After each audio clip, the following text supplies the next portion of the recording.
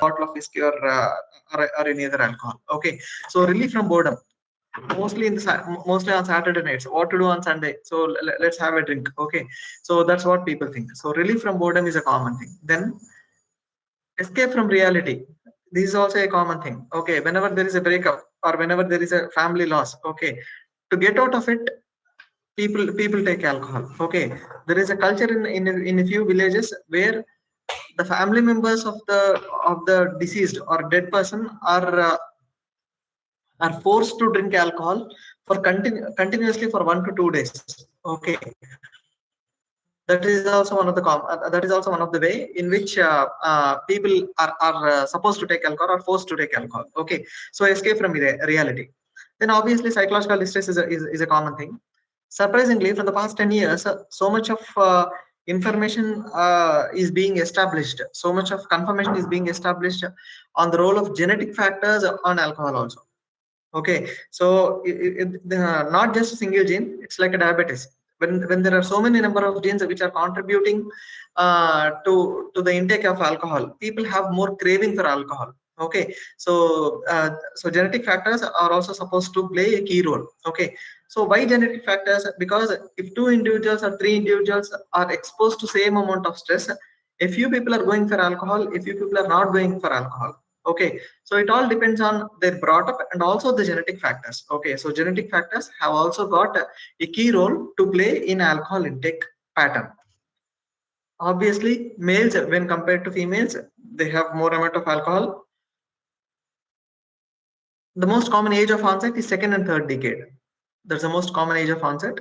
Then alcohol use is also associated with other drug use. Okay, the most commonly associated psychoactive substance along with alcohol is smoking.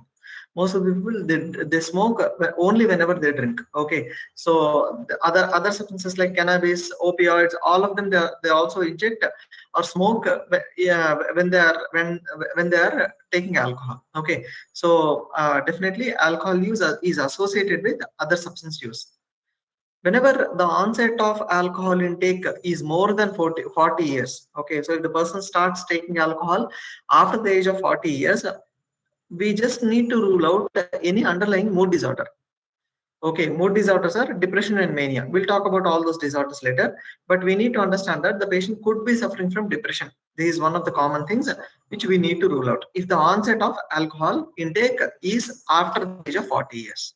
Well, we'll talk about what are all the various subtypes of alcohol use related disorders. First one is acute intoxication. Okay, so acute intoxication is now by definition it goes like this. It is a transient condition causing disturbance in consciousness, cognition, perception, and effect. Okay, so by definition this is so. We'll understand each term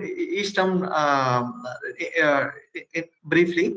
Okay, so first thing we need to understand is it is a transient condition. Okay, acute intoxication or acute intoxication is a transient condition. It lasts for only 3 to 4 hours, and it can cause disturbance in consciousness. The patient may become drowsy. His level of judgment will also get impaired. Occasionally, they may experience hallucinations, and there can be some crying spells. Affect is something related to our mood. Okay, so what are the perceptual disturbances? Introduction to psychiatry was taken, right? Introduction to psychiatry class was taken or not? Yes, sir, it was taken. Okay, so in that, did sir talk about perceptual disorders, mood disorders, and all? It is tough to remember. Almost it's been 3 to 4 weeks back, right? Okay. So perceptual disorders are there are some basic things in psychiatry which you need to remember. Why we are insisting on basics is the number of questions in your NEET PG has increased from 5 to 10 in psychiatry. Okay, sometimes nearly 15 questions are coming from psychiatry also. Okay, so that's the reason why, see, one mark also causes drastic difference.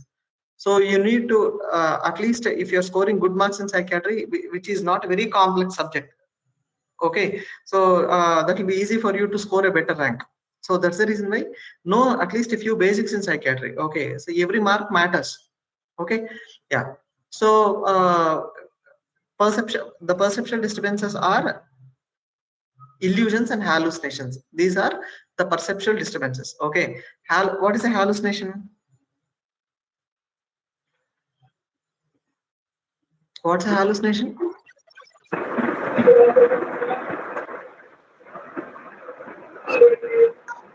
Seeing something or feeling something which is not true or not Very present. good. Very nice. Okay, so seeing something or hearing something which is not actually there. Okay, in simple terms, it is perception without a stimulus. That is what is a hallucination. This is the shortest possible definition of a hallucination. Okay, so perception without a stimulus. Okay, it can be hearing, it can be vision, it can be taste, it can be smell, or it can be touch. Okay, so based on all those things, all the five domains, we have 5 sense organs, right, to perceive the world. So therefore we have 5 different types of hallucinations in 5 different domains. Okay, so those are called as auditory hallucinations, visual hallucinations, gustatory, tactile, and olfactory hallucinations. These are the 5 types of hallucinations. Okay, well, as far as acute intoxication is concerned, patient can experience hallucinations in any domain. They can hear voices, they can see people who don't really exist outside. People have tactile hallucinations, gustatory hallucinations also. Okay, so this phase is called as acute intoxication. Okay, right. So whenever people start taking alcohol, within 1 to 2 hours, what the if he continues taking alcohol, the phase that he reaches is called as acute intoxication. Okay, right, you understood, right? So it is during this phase when people tend to commit so many number of crimes. Okay, so because of loss of judgment. So that's the reason why we mentioned that there is a cognitive impairment or cognitive disturbance in acute intoxication. Well, right. So if alcohol reaches 150 to 200 mg, that can be lethal. Then there is a word called as pathological intoxication. Okay, so this can be a 4 marks question for you, or it can be PG entrance question for you. So that's the reason why we need to know what exactly is pathological intoxication.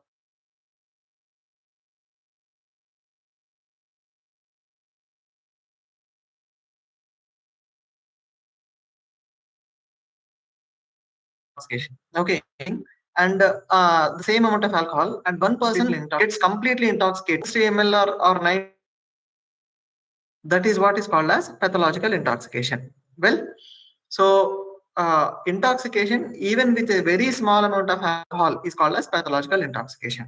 Okay, you need to know what exactly is this term. Then we'll talk about withdrawal symptoms. Okay, so when we were talking about why people take alcohol, one of you have mentioned that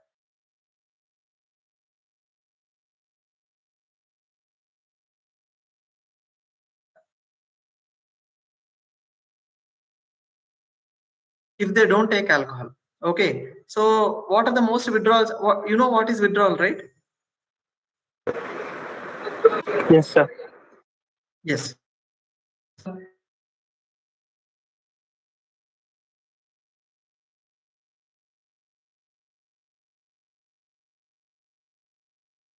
What is withdrawal? Abnormal or behavioral changes after stoppage of consumption. So we need to know what exactly is withdrawal. It's not just alcohol withdrawal. So if you are taking any dependence causing substance for a prolonged period of time and all of a sudden you stop it, the symptoms that you experience are called as withdrawal symptoms. They can be psychological symptoms or physical symptoms. Okay, so if we all have our grandmothers or grandfathers at home who are taking 0.5 mg of alprazolam every day, every night, right, for them to get sleep. Yeah, but most of the people they take it. A few people they take zolpidem. A few people they take a Restil 0.5 mg. Okay, so all of a sudden they stop taking that substance. The symptoms that they experience are called as withdrawal symptoms. Okay, so if any individual is taking a dependence causing substance for a prolonged period of time and all of a sudden they stop it, the symptoms that they experience are called as withdrawal symptoms. Well, what are the most common withdrawal symptoms as far as alcohol is concerned?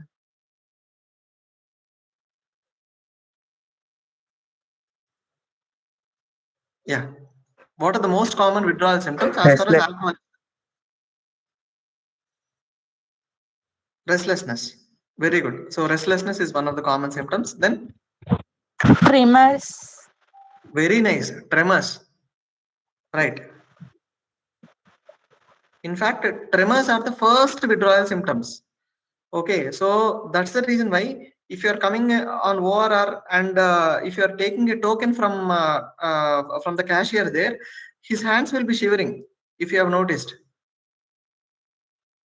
Okay, so it is an alcohol withdrawal symptom. So those people they take 90 ml or 100 ml of alcohol early in the morning or before coming to the duty or yesterday in the night. Early in the morning they have these withdrawal symptoms. So tremors. Okay, so tremors are the first withdrawal symptoms to be noticed in any individual. Well, right then. Anxiety, sweating. Very good. So anxiety is also one of the common withdrawal symptoms. So people start experiencing palpitations, people start experiencing sweating. Okay, all these are withdrawal symptoms. Then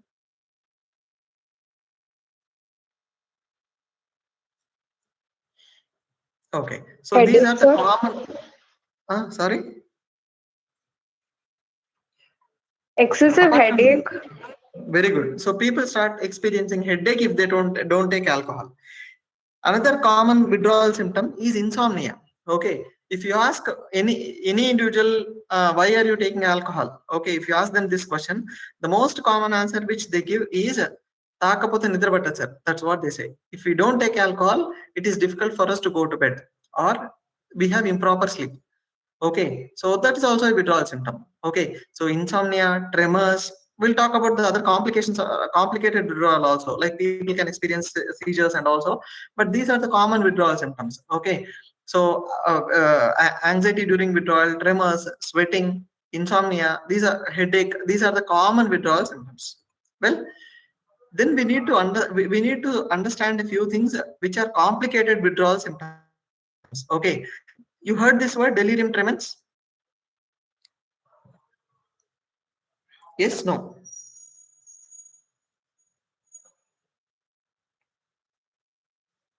Yes, no?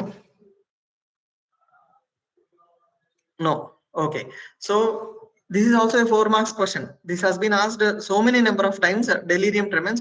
As you're doing your final year right now. You're all final year students, right? 2017 batch. Yes. Okay. So these are one of the commonly asked 4 marks question for you. Delirium tremens. Okay. So don't write whatever you know. Delirium tremens is mostly secondary to alcohol intake. Okay. So this is a withdrawal symptom of regular alcohol intake. Okay. So this usually happens between 3rd and 5th day of last drink. Okay, so this is one dangerous condition. Even if you start practicing, once you become good orthopedicians or whatever department you are, good surgeons, okay, or physicians, if you admit a patient who is regularly taking alcohol, okay, so he has his drink yesterday in the night and he gets admitted with fever or some other complication today to the hospital. For the first 3 days he'll be okay. From 4th day or 5th day he starts behaving very aggressive way. Okay, so that's the reason why we need to make the patient's attenders understand that this is a riskful factor which can happen after 3 to 5 days of last drink of alcohol intake. Okay, right? So delirium tremens is a withdrawal symptom which is usually caused 3 to 5 days after the last drink, and people start experiencing all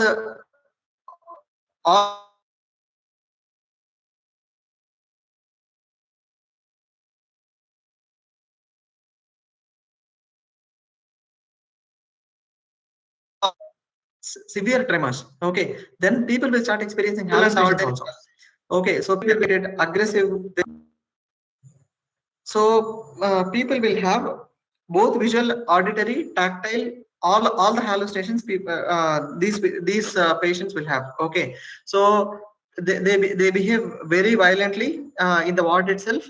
So the attenders think that it is because of your medication that the patient has turned out like this. Okay, so that's the reason why it is always advisable for you to counsel the patient if any individual is taking alcohol regularly and he gets admitted to the hospital. Okay, right? So that is what is called as delirium tremens. So usually it is 3 to 5 days, but it can happen between 2 to 7 days also, withdrawal symptoms. We have discussed what are all the clinical features of with delirium tremens. Then complications. So if we don't treat them, they can have aspiration that can lead to death also. Okay, nearly 5 to 10% of the people improperly treated or even treated, they'll end up in death as far as alcohol withdrawal delirium tremens is concerned.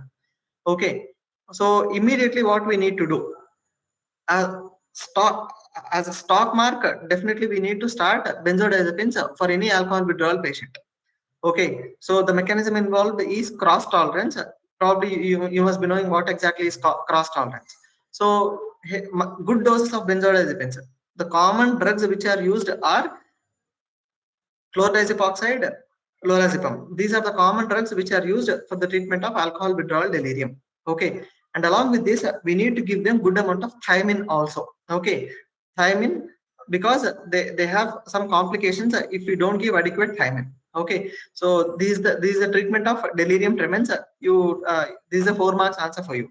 Well, then, right. So the second most complication during withdrawal is alcohol withdrawal seizures. Okay, so people who have the habit of taking alcohol, they go to some other village where they don't get alcohol. On second day or third day, they start experiencing fits, drum fits or alcohol withdrawal seizures. Even when you are working in casualty, if after 1 year, if the patient is brought with a history of seizures, okay, the first thing that you need to ask them is, does the patient have the habit of alcohol intake?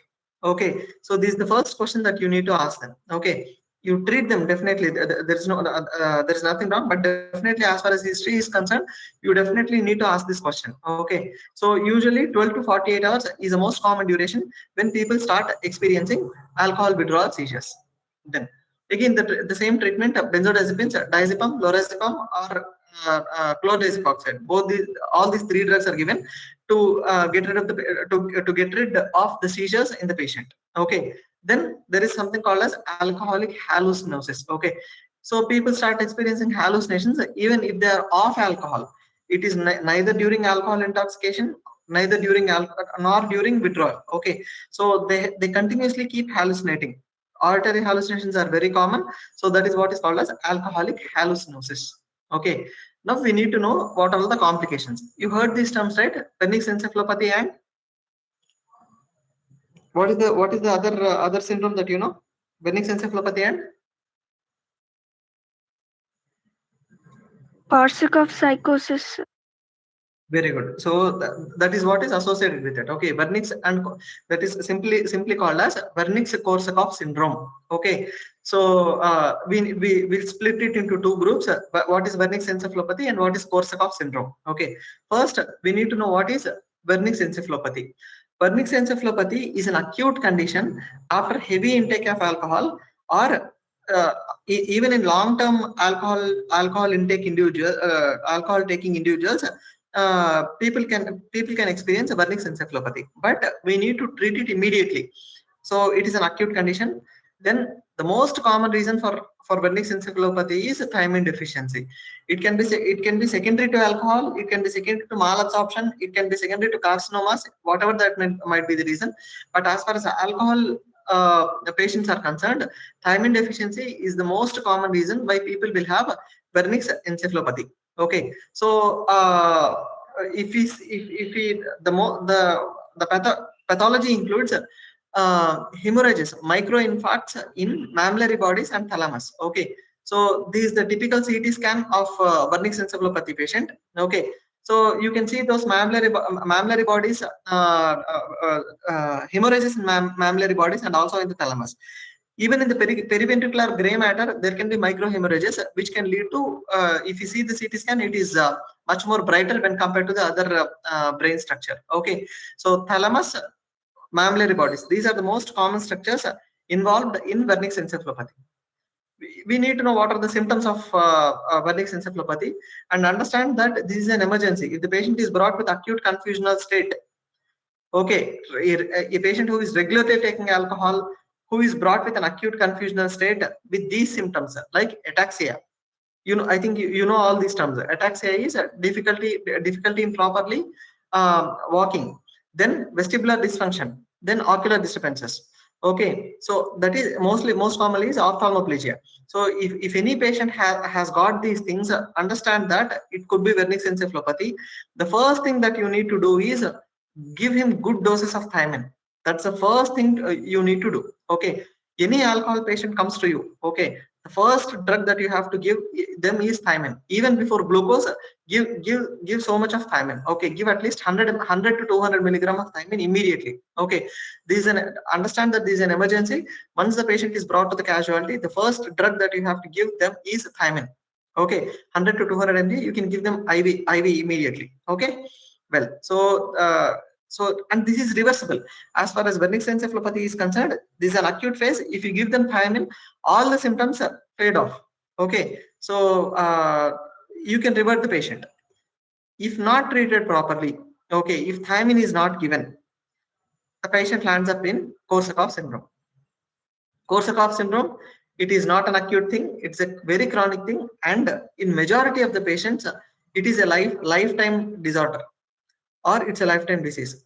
The patients will have amnesia, psychosis for a prolonged period of time. Okay, so this is your PG entrance question. Confabulation is found in Korsakoff syndrome. Okay, so this is a very fancy term which almost it has been asked 8 to 10 times in your PG entrance question. So confabulation is seen in Korsakoff syndrome. Okay, what exactly is confabulation? Confabulation is filling in of memory gaps. That is what is confabulation. Filling in of memory gaps. For example, if you ask them to tell a story, so today in the morning I woke up, then I brushed my teeth. I saw so many dogs outside my home which were continuously barking. Then I came to the hospital. That's what the patient says. Okay, so the patient will have some gaps in memory. What exactly he has told you, he is unable to recollect what exactly has happened from morning till the time you are questioning him. Okay, so he has got that memory gaps. So those memory gaps are filled by some strange stories. Whatever that comes to their mind, they fill up those memory gaps with those stories. Okay, for example, those barking dogs and all, those are not real. So they try to fill in those memory gaps with some stories. That is what is called as confabulation. Okay, so confabulation is filling in of memory gaps. That is what is confabulation seen in Korsakoff syndrome. As far as Korsakoff syndrome is concerned, still treatment is giving them good doses of thiamine, but still in most of the patients, this is a permanent damage to the brain, and therefore it cannot be reverted. Okay, so that's the reason why any patient who is brought in Wernicke's encephalopathy, it is your responsibility to give good doses of thiamine. Okay, well, so that you can prevent the patient landing up in Korsakoff syndrome. Okay, so if it is difficult for you to remember this, what exactly are the symptoms in Wernicke's encephalopathy and Korsakoff syndrome, you can remember like this. Okay, you can find the full form of all. Next class, tell me what is this COTRAC. Okay, when I take a next class, this is a short. This is a code for to remember the symptoms of Wernicke's encephalopathy and Korsakoff psychosis. Well, yeah. Then you know what are all the complications of of alcohol on every system of the body. Okay, on gastrointestinal system, you tell me now, what are the side effects of alcohol on each system? On GI,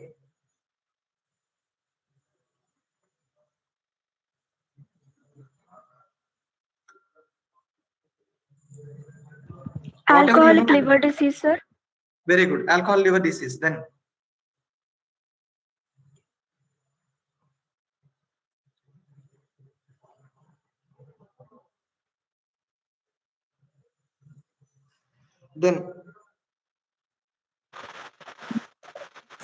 Cirrhosis of liver. yes, cirrhosis of liver. If untreated, the patient alcohol liver disease may turn out to be cirrhosis. Then Pancreatitis. Acute pancreatitis, sir.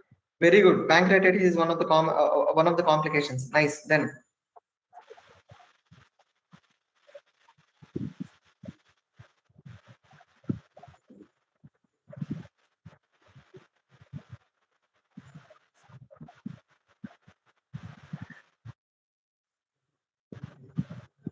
Ulcers in the GI tract.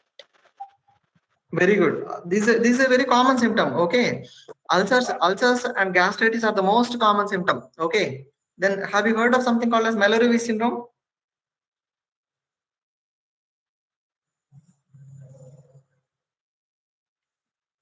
Mallory syndrome or Mallory stare? Okay, after heavy, this is also your PG entrance question. Okay, Mallory syndrome, it is secondary to heavy intake of alcohol. Patients have a longitudinal tear in the esophagus. Okay, the patients present to us with heavy hemoptysis. Okay, indirectly it is called as blood vomitings. Okay, the patient comes with heavy hemoptysis or hematemesis. Okay, rather than hemoptysis, it is more of hematemesis. Okay, they vomit huge quantities of blood, so, which is secondary to longitudinal tear in the esophagus. Okay, that is what is called as Mallory-Weiss syndrome. Okay, so this is a life-threatening condition. You need to address the patient. You need to address the patient immediately. Okay, so these are all the common complications in gastrointestinal system. Okay, then CNS. We have already discussed tremors, then withdrawal seizures, alcohol withdrawal delirium. These are all the common side effects in central nervous system. Then cardiovascular system. What are the complications?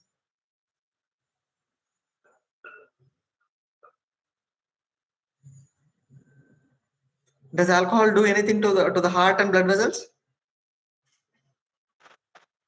Increase the risk of heart attack. Very good. So it increases the risk of myocardial infarction. Then it increases the risk of hypertension also. Okay, there is a condition called as you heard about this DCMP, dilated cardiomyopathy. Heard about this word? Heard this word? DCMP, dilated cardiomyopathy. So it can also be secondary to alcohol. Heavy use of alcohol can make the heart swell. Okay, or can make the ventricles dilated. That is what is called as DCMP, dilated cardiomyopathy. Okay, these are all the common complications in cardiovascular system. Reproductive system, obviously people have decreased sexual functioning. So that's the reason why they start suspecting the wife and all these things. Okay, so they have erectile dysfunction. That is a very common thing. So that is the side effect in reproductive system. Then social complications. Social complications include accidents, self-harm, harming others. Okay, all these things, these are all the social complications. Rash driving, meeting with accidents, all these are social complications of alcohol. Then, right. So how do you evaluate when the patient comes with a history of alcohol intake? Okay, so this is just for your PG entrance question. Okay, PG entrance. So there are two questionnaires called as CAGE questionnaire and CAWA questionnaire. Okay. So these two are the common questionnaires which are used to assess the level of alcohol intake. CAGE is C stands for we ask the patient, have you ever tried to cut down the amount of alcohol intake? That stands for C. A stands for have you ever been annoyed by your substance intake pattern? Okay. G is did you ever feel guilty for your alcohol intake pattern? And E is eye-opening drinking. Okay, that is the patient takes alcohol once he wakes up in the morning. Okay, so this is what is CAGE questionnaire. So just understand that CAGE questionnaire is used to evaluate the amount of alcohol intake. Okay, then there is another scale called as CIWA. It stands for Clinical Institute of Withdrawal Assessment. Okay, so this is usually used to assess the withdrawal symptoms of alcohol intake. So a regular CBP is done, which is which regularly shows that there is megaloblastic. There can be megaloblastic anemia because of both B12 and B6 deficiency. Then obviously LFT is routinely done to evaluate whether there is any liver damage or not. Moving on to the treatment. So there are two phases in treatment. First phase is detoxification, and second one is vitamins. Along with that, we go ahead with vitamin supplementation. So first, we need to detoxify the patient. Okay, as I've already told you, we treat them with benzodiazepines, chlordiazepoxide and flurazepam. These are the common drugs which are used for detoxification. We need to see that the patient does not land up in alcohol withdrawal symptoms, especially the delirium tremens and all. Okay, well, Then vitamin supplementation, as I have already told you, thiamine is one of the common deficiencies which is there in alcoholics. So good doses of thiamine, especially 100 to 200 milligram IV or orally, it has to be given definitely to the patient to prevent them landing in Korsakoff psychosis. Then there is something called as these two are always PG questions. These are also fancy PG questions.